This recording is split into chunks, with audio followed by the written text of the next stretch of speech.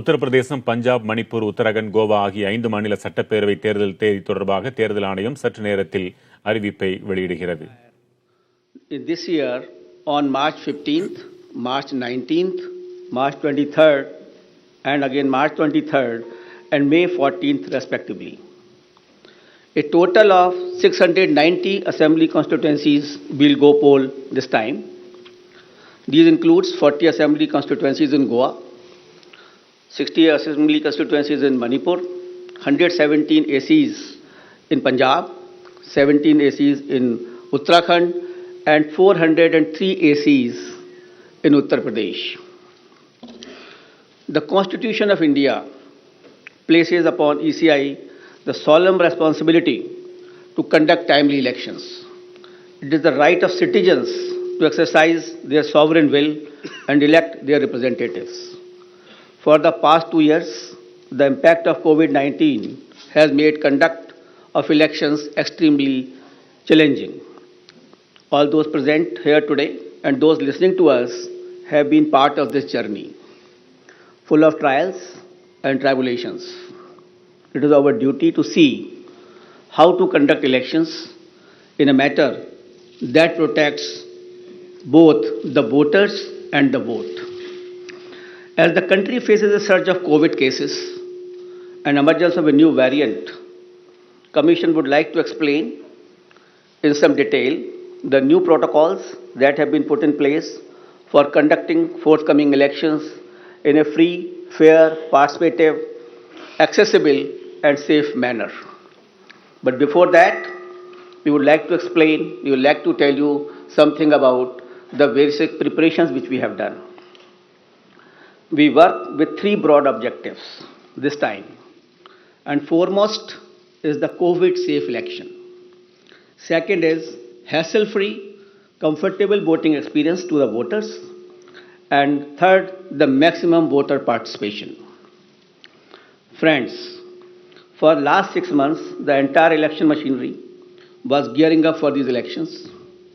Periodic reviews were done, and senior officers of ECI held a detailed meetings to review all aspects of poll preparations. A lot of advanced planning and meticulous preparation has been done. In the month of December 2021, Commission visited the poll-bound states to review poll preparedness, and we also had a virtual meeting with the political parties of Manipur and their officers. We discussed with various political parties and elicited their views and suggestions. We also met the chief secretaries, DGPs, DOs, SPs, and various enforcement agencies in the states on various issues of preparedness. As the COVID cases showed a resurgence, especially in view of the new variant of concern, that is Omicron, Commission held meetings with Health Secretary, Government of India, and health experts as well, health secretaries of the states. We also had discussions with the Union Home Secretary on this issue. After taking all these views and the opinions and the ground situation, we decided to announce elections to the 5 states with safety norms in place. At the heart of election process lies the sanctity and absolute veracity of the electoral roll. Subsequent to the recently conducted special summary revision exercise, the final electoral roll has been published on 5th January 2022 with 1st January 2022 as a qualifying date and is available to all political parties. Commission laid emphasis on registration of new age voters, women, and persons with disabilities. A total number of 18.34 crore electors, including service voters, will take part in this election, out of which 8.55 crore are women electors. As a result of the hard work done by our officers in the field, we have some very encouraging figures to share with you. And there was a lot of emphasis on increasing the gender ratio. That is, the women's participation in electoral process. And I'm happy to say that it has been increased in all the 5 states. And as compared to the last assembly elections, and with Uttar Pradesh witnessing the maximum increase of 29 points, followed by Goa 24 points, Manipur 19 points, Uttarakhand 18 points, and Punjab 10 points. With this result, the gender ratio of various states is as under: Goa 1056, Manipur 1065, Punjab 902, Uttarakhand 928, and UP is 868. As many as 24.9 lakh first-time electors, that is between the age of 18-19, have got registered in the 5 states. And out of these, first-time women electors are 11.4 lakhs. In the 5 foregoing states, a total of 13.01 lakh PWD voters and 31.47 lakh senior citizens 80 plus age have been mapped. Their participation has been increasing and their presence at the polling stations serves to inspire the younger generation. Service electors, the personnel and security forces deployed in India's far-flung borders, and mission staff, 5.29 lakh service voters will vote in coming elections. After the electors, I would like to tell you about the polling stations. Another area of focus for the Commission has been the facilities available at the polling stations. We had instructed all COs and all DOs to visit all major polling stations to see and to ensure that all assured minimum facilities are available on all the polling stations. And like AMF, like drinking water, waiting area, electricity, ramps, toilets has been made available at all polling stations. All polling stations shall be necessarily located at ground floor for the accessibility point of view. They will be equipped with all COVID mitigation facilities like sanitizers, thermal scanners, masks, gloves, so that they are absolutely safe to our voters. And in view of the pandemic situation, the maximum number of electors at a polling station has been reduced from 1,500 to 1,250. With this particular reduction in the number of voters at a station, we have to increase our polling stations to 30,330 more. And now the total number of polling stations is 2,15,368. So the number of polling stations have been increased by 16% than the earlier assembly elections of 2017. Another significant indicator of the pressure on polling booths is the average number of voters per polling booth. By reduction of these numbers, our numbers of range from 672 in Goa, 688 in Manipur, 699 in Uttarakhand, 862 in Punjab, and 862 in UP. So these are comparable to the best in the world. On an average, these are the numbers for per person for polling stations. So all stations are less than 1,000, and you see 688, 699, which is very comfortable, and we can give a very good polling stations experience to the voters. As a part of our firm commitment towards greater constructive participation of women in the electoral process, Commission has mandated that at least one polling station managed exclusively by women shall be set up in every assembly constituency. Our officers have identified even much more than that. There are 690 assembly constituency, but we are setting up a total of 1,620 such polling stations that will be totally manned by women staff and the women security personnel as well. This will definitely empower the women, will set an example for others. The women can come freely to cast their votes without any hesitation and without any problem. Similarly, some polling stations will be exclusively managed by persons with disabilities. That will also give a sense of confidence to the persons and an inspiration to others. We have made special arrangements for PWDs. Commission is truly committed to ensuring a comfortable polling environment to persons with disabilities. They shall be given priority for entering polling booths, provision made for designated parking spaces close to the entrance of polling stations. Volunteers shall be available to facilitate PWDs. Wheelchairs will be arranged. All polling stations will be having a gentle ramp so that there should be no problem to our persons with the disabilities. We have made arrangement for the postal ballot facility for absentee voters, and three types of absentee voters have been identified. That is, the senior citizens with the age above 80 plus, the PWDs with the benchmark disability, and those who are COVID affected. A polling team consisting of 2 polling officials along with a videographer and security will then go to electors' house along with the voting compartment and get the electors to vote on the postal ballot. That is just like ECI at the doorstep of the voter. Candidates will be provided a list of such electors along with route chart and a schedule so that they may send their representative accordingly. Therefore, there is absolutely transparency as far as this absentee voter is concerned. We have also given a facility of online nomination to the candidates. This is an optional facility, and we would like the candidates should use this facility so that the physical contact can be reduced and online facility can be fully utilized by the candidates who are coming for contesting the poll. Friends, another important issue is the candidates with the criminal cases. Each and every voter has a right to know the background of the candidate.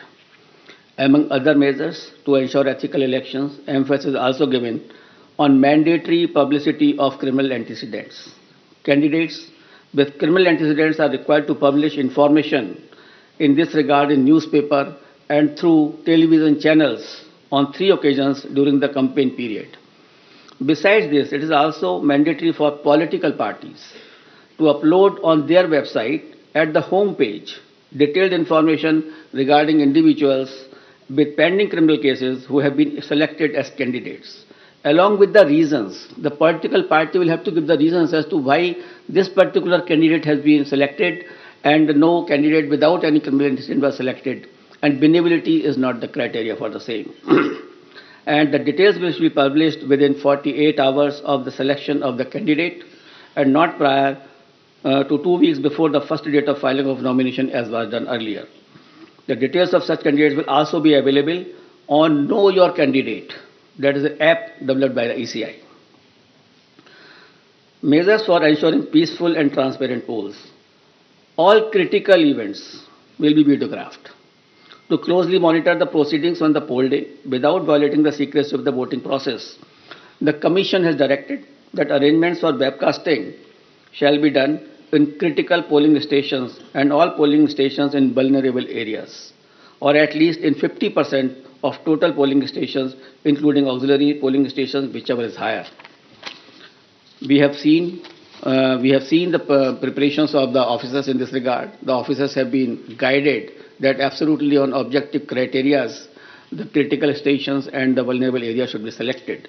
And I'm happy to say that at least more than 1 lakh polling stations across the 5 full-pound states, which is roughly 60% of all polling stations, are covered by webcasting.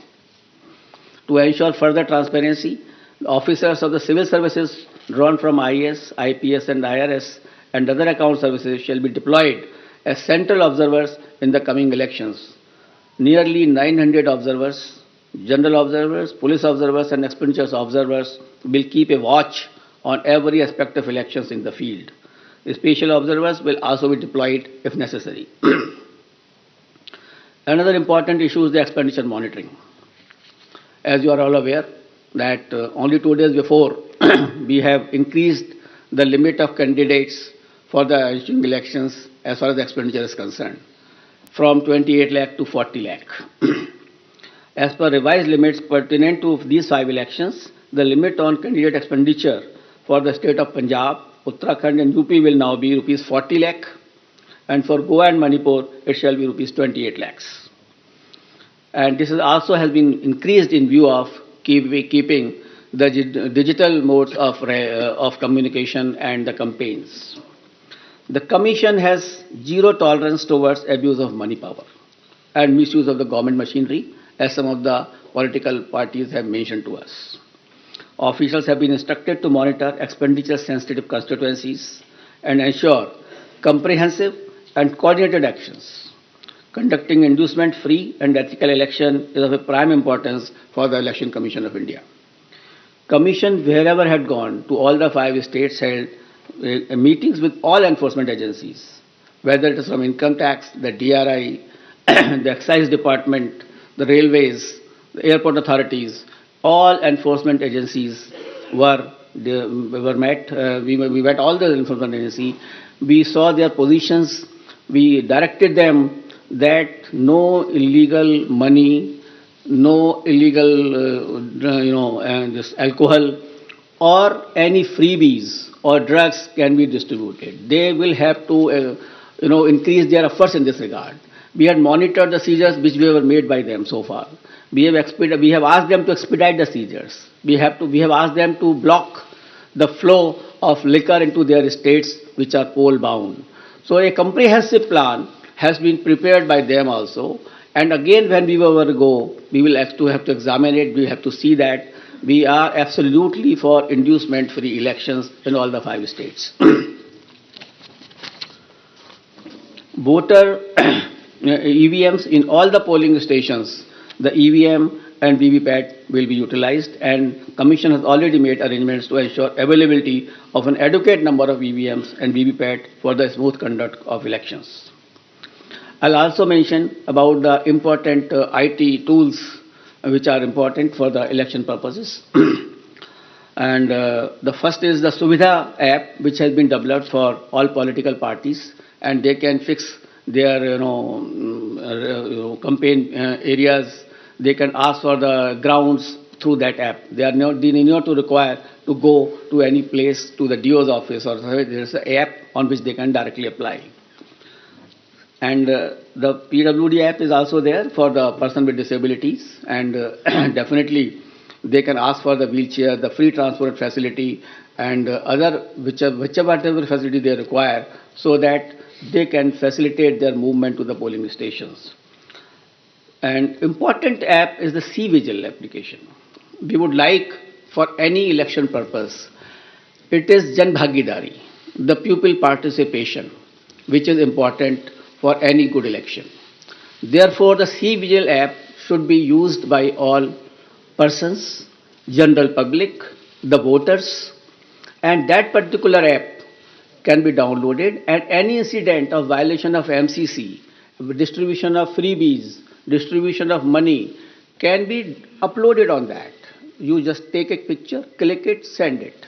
And within 100 minutes, the Election Commission of India's officer will definitely reach to that place, because automatically latitude and longitude are available with us on that particular thing. So C-Vigil is a tool which empowers the public to clean the system. And we request and we earnestly request the persons that they should use this C-Vigil app. And it has been used also by some of the states where very good results had come to us. And by this methodology, even the candidates, the political parties and ECI will have a complete control that where is the freebies distribution or the defacement of the property of anything like that, or a violation of MCC, that will come immediately to our notice, and action will be taken accordingly. The model of conduct of court, the MCC comes into effect immediately from the announcement of schedule. Commission had made elaborate arrangement for ensuring the effective implementation of MCC guidelines, and any violation of these guidelines would be strictly dealt with. I also like to mention about the sweep activities.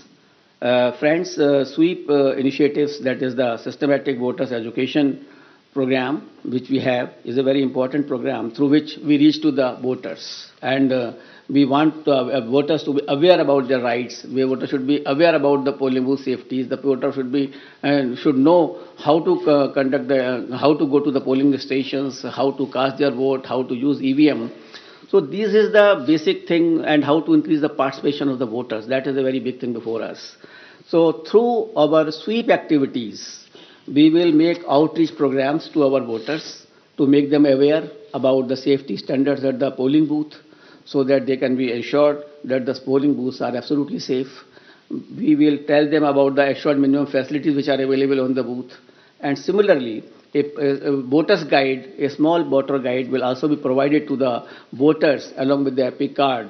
And the first-time voters will also be given a letter giving and voting and the various features as to how the elections are to be conducted, to make them empowered actually. Until unless you make the voters empowered, until unless they realize their duties, and unless they are absolutely informed the election process will not be clean. So it is our endeavor through the sweep activities or otherwise that outreach program should be absolutely vibrant and we can reach to the voter. And one more important area for the voter participation that we have identified all the polling booths where the voters' participation was less in comparison to the earlier years or otherwise also. That the national average or the state average is suppose 80%, and then we have identified the polling stations where it was much less. So the targeted intervention will be made by the sweep activities, by the BLOs, and to find out that why that particular percentage was less. For a strengthening of the democracy, it is essential that all persons should participate. The 60% or less or 50% participation is not sufficient. And the Election Commission of India is trying its level best to make a targeted intervention to motivate the persons that they should come out to the polling in large number of the cases. Now I come to COVID protocols and COVID safe elections, I think for which many persons are waiting and a lot of queries are coming even before announcement of the polls. I will start that there were a lot of queries on this issue, that what will happen, what is going to happen. But I would like to start with a very, couplet. यकीन हो तो कोई रास्ता निकलता है, हवा की ओट भी लेकर चिराग जलता है. So therefore, यकीन होना चाहिए. We should have a yaqeen, we should have a faith, we should have a absolutely belief that we can pass through this particular pandemic also through our safety measures, through our proper following of the COVID appropriate behavior. Only then we can sail through effectively, safely into this election process, as has been done in earlier past elections also. The decision to go ahead with scheduled elections was taken after much deliberation, discussions, and careful analysis of the ever dynamic situation. The situation is very dynamic. It is not static. Nobody can predict. Nobody could have predicted earlier also, a month before. So the situation is very, very dynamic. Let me go back to the Constitution of India on this issue. Article 172(1) states clearly that every legislative assembly of every state, unless sooner dissolved, shall continue for 5 years, and no longer. So the period of any constituency is only up to 5 years and no longer. Any postponement of the assembly may result in a situation which denies people of that state the right to elect an accountable government of their choice. The government will have to be of their choice. It is a democratic process. Democracy forms part of the basic structure of the Constitution, and holding of timely election is the essence of maintaining democratic governance, and this task has been given to the Election Commission of India to hold timely elections. Commission has directed that all central state government officials deployed for election duty shall be doubly vaccinated. So all the officials who will be on the election duty will be doubly vaccinated. On the recommendation of the ECI, the Union Health Ministry has issued orders on 8 February 2021 that all election officials and employees will be treated as a frontline workers, and all eligible officials shall be given a precautionary booster dose accordingly. So these persons will also be given a booster dose, the precautionary dose also. With this, my all polling officials who are on the poll duty will be fully safe. So I have spoken that my booths are safe because my booths are fully sanitized, and all provisions of the gloves, sanitizer and everything is there. And here are the polling officials who are the safe. We have directed on our visits also and otherwise also, we have directed the chief secretaries of all polling going states to accelerate the first and second dose of vaccination to all eligible citizens above 18 years. Wherever we have gone, in all the polling stations, we have reviewed the situation of the vaccination. And as you people have also reported, you have also informed that we have asked the chief secretaries to expedite this first dose as well as second dose to my electors of this country. And let me share with you the vaccination program, and they have accelerated the vaccination of the persons of various states. Let me share some vaccination figures with you. Data is on January 7th, 2022. In Goa, more than 95.8% people have been vaccinated with both the doses. So almost all population of Goa has got double vaccination. And in Uttarakhand, people have got 99.6% people have got their first dose and 83% have got the second dose. So in Uttarakhand also, the large number of population is vaccinated. In Uttar Pradesh, which was lacking earlier, but after our interventions and after our discussions over there, 90% population had been administered first dose and more than 52% had taken both the doses. In Punjab, 82% had been given the first dose of vaccination and 46% covered by both the doses. In Manipur, 57% had been jabbed with the first dose, while 43% had been administered both the doses. In absolute figures, as on January 7, 2022, more than 15 crore people in these 5 states together have got the first dose of vaccine and more than 9 crore people had been administered both the doses. So this was regarding the safety of electors. There are 3 components of the elections: polling booth, polling officials, and the electors. So the Commission has taken steps that all these 3 should be the safe area. As far as the electors are concerned, most of the persons have got the vaccination, as I have just mentioned to you. The polling officials are doubly vaccinated with the booster dose also.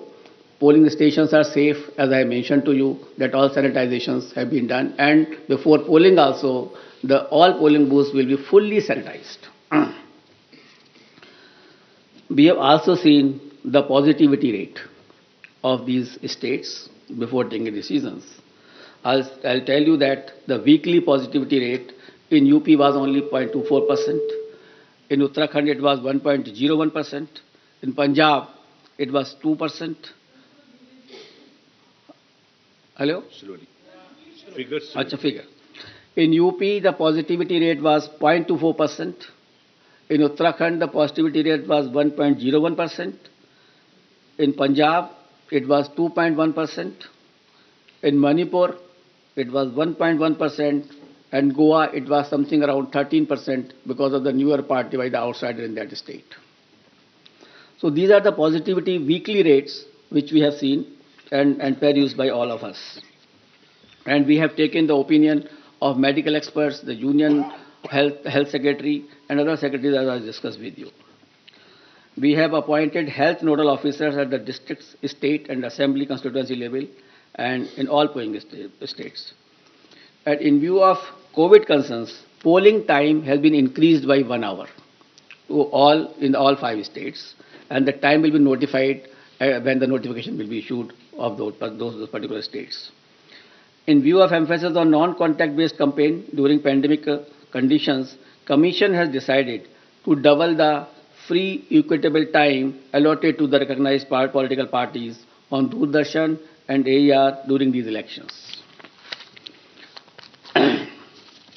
It is expected that all stakeholders, namely political parties, candidates, campaigners, voters, and authorities engaged in the election process shall be conscious of their prime duty towards public health, safety, and therefore shall abide by the general instructions and other norms of COVID-appropriate behavior as mandated by the respective authorities prescribed. Further, political parties and candidates are advised to conduct their campaign as much as possible through digital, virtual, media platforms, mobile-based mode instead of physical mode, ensuring strict compliance of COVID safety norms. And keeping it in mind, the expenditure limit of the candidates have already been increased from 28 to 40 lakh. A detailed guidelines are being issued and which will be given to all of you regarding the COVID guidelines 2022 as to how the political parties, how the election officials, how the EVM persons will be dealt with and will be dealing with the COVID appropriate behavior. But the main point I would like to share with you, the Commission has decided that no road show, padyatra, cycle, bike vehicle rally and procession shall be allowed till 15th January 2022. Commission shall subsequently review the situation and issue further instructions accordingly. So up to 15th of January, because the situation is dynamic, it is not static. No road show, no padyatra, no cycle, bike or vehicle rally and any procession.